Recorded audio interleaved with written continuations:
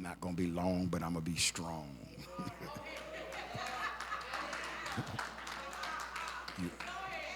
I can't go back. Matthew chapter 4. Matthew chapter 4. If you will, let me just read this to you. Matthew chapter 4. Somebody shout, I can't go back. Say it like you mean it. Say, I cannot go back. I cannot go back. I cannot go back. Matthew chapter 4. There is, if you don't, usually we have the screen up, but I was just informed that something is wrong with the screen, so we're going to have to go back to the original plan, the Bible.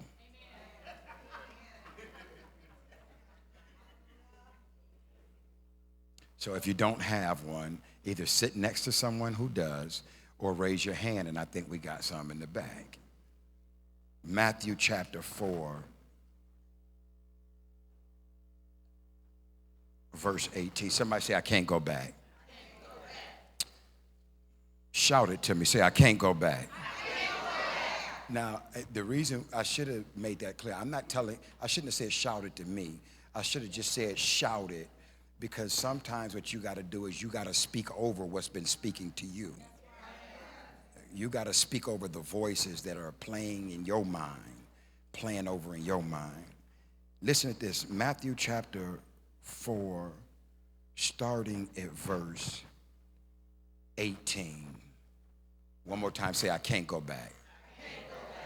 And Jesus, walking by the Sea of Galilee, saw two brothers, Simon, called Peter, and Andrew, his brother. They were casting a net into the sea, for they were fishers. That's what their occupation was. And he said unto them, follow me, and I'm going to make you fishers of men. And they straightway left their nets and followed him. And going on from thence, he saw another two brethren, James, the son of Zebedee, and John, his brother, in a ship with Zebedee, their father. They were mending. That mending means they were tending or they were cleaning their nets. And he called them, and they immediately left the ship, and they left their daddy also. That's going to be key. And they followed him. And I'm going to read verse 23, and then we'll go someplace else. And Jesus went about all of Galilee, teaching in their synagogues and preaching the gospel of the kingdom and the healing, and healing all manner of sickness, all manner of diseases amongst the people. Look up here for just a moment. I want to draw your attention. All of these men that we see, they were all doing something. They were all doing their occupation. They were in the midst of their occupation. This is what they were good at doing this. These men were fishermen, all of them. And Jesus sees them one day, and he calls them. He tells them, I want you to follow me. I want you to follow me. He was selective in his calling, and in being called, I want you to understand something before I can go any further.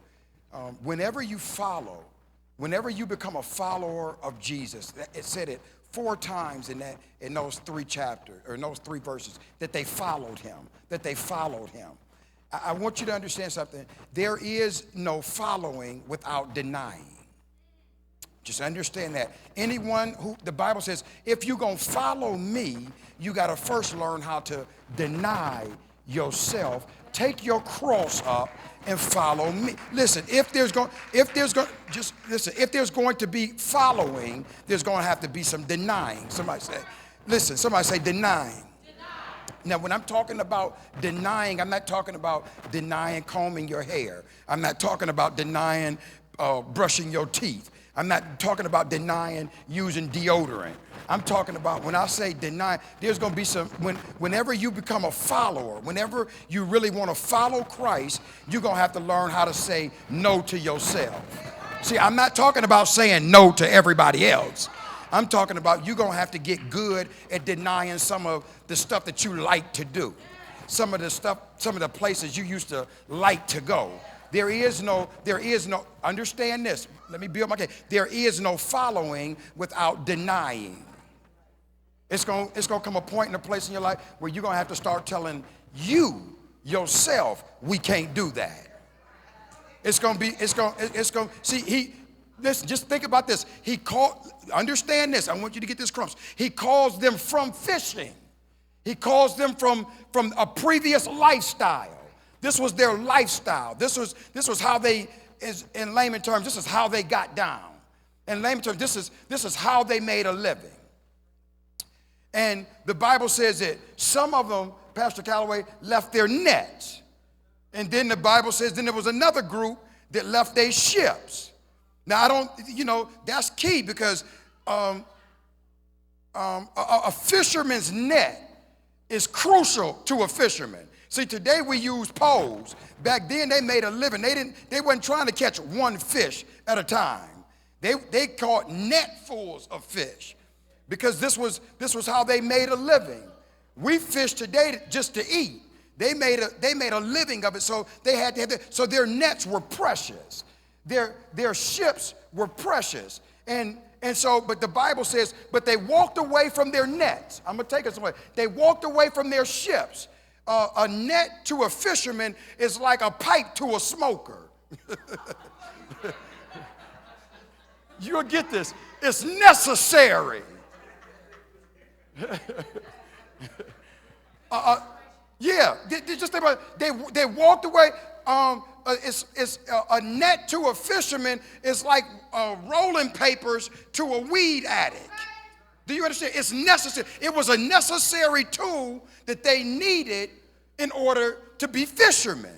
And so they came to a point, it's almost like a fisherman's net, or a net to a fisherman is like a needle to a heroin addict. He's got to have, these are necessary things. And when Jesus comes into their life, when they meet Jesus, he just says, come, follow me. And they drop everything. Hold on, let me just say this before we get too excited about this. In one text, or the last text that we read, the Bible says that he even left their father.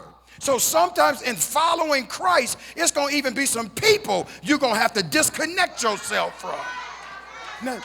Now understand this. Let me be able to see. It's not about that I'm better than you. I think I'm better than you. I know more than you. I just know better right now, and I understand that there are some people that I got to disconnect myself with, because if I don't, it's going to hinder my following.